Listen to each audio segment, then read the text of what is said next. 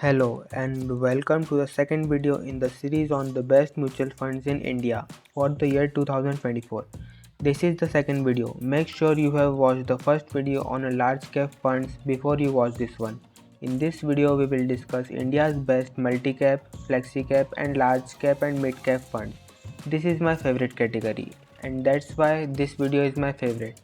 I think this category strikes the perfect balance between risk and reward, make it suitable for the most investors and giving fund managers the depth to showcase their talent in the market by picking the right companies. The multi-cap, large cap and large and multi or mid-cap funds are all classifications I really like. This is why I enjoy making this video in the mutual fund classification series, and I think it's the most important for viewers. So which funds have we chosen in this category? Let's find out. This is WealthVerse and today we will discover India's best funds in the large and mid cap, flexi cap and multi cap categories. Two important points. First, the mutual funds that made it to our best mutual funds list this time have no relationship with us. We have no advertisement fees, commissions, or benefits from recommending these funds. We do not contact these funds nor have they contacted us to be included in this list. In fact, any fund that tries to contact us will never be included.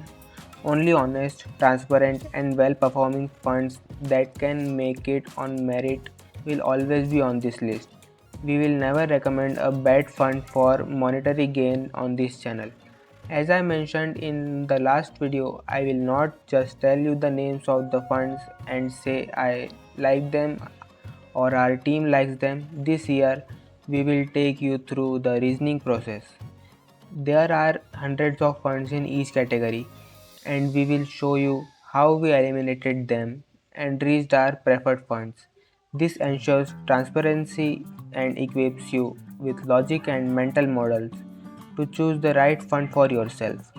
We aim not just to give mutual fund tips but to help you select the best mutual funds based on the abundance of information available today.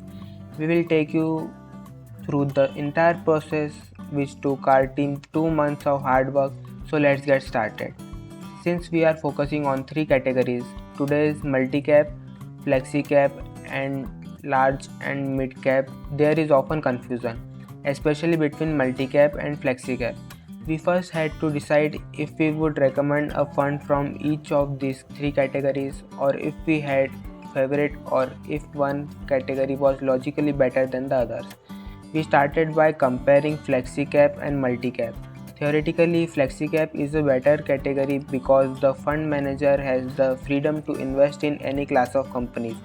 This means they can put most of the money in large cap, mid cap, or small cap companies, offering more flexibility and allowing them to showcase their creativity and talent.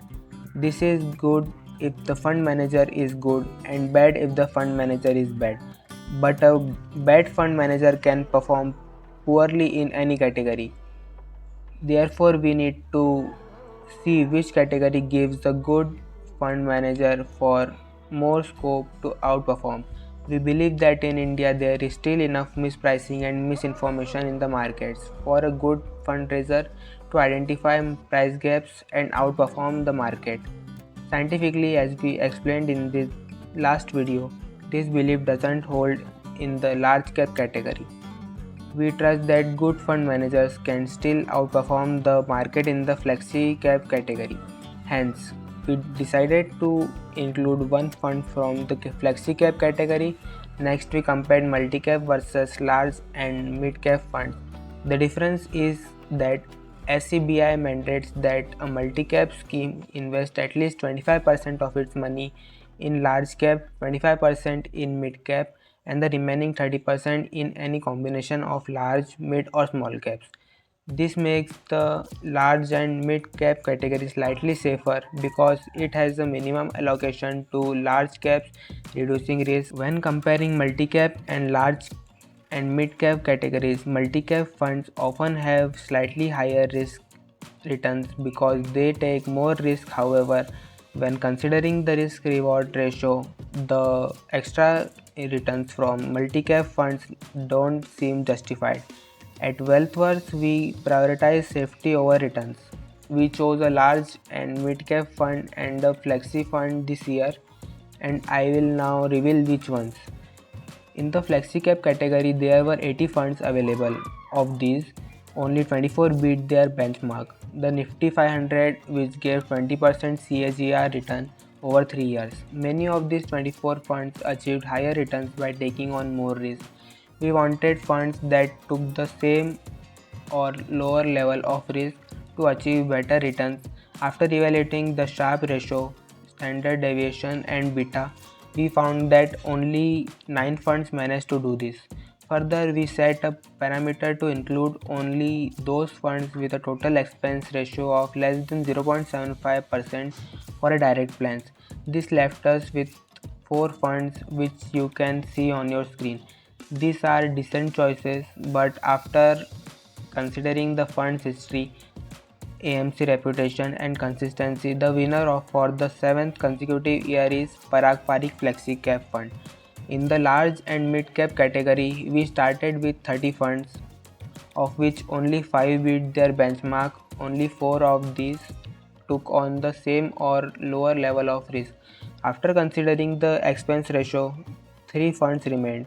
This year winners is Kotak Equity Opportunities Fund, which has consistently performed well without any issues. In 2 days, we will be releasing the best ELSS or tech saver funds in India. If you want to know the best stocks according to our team for 2024, this list will be released in upcoming video.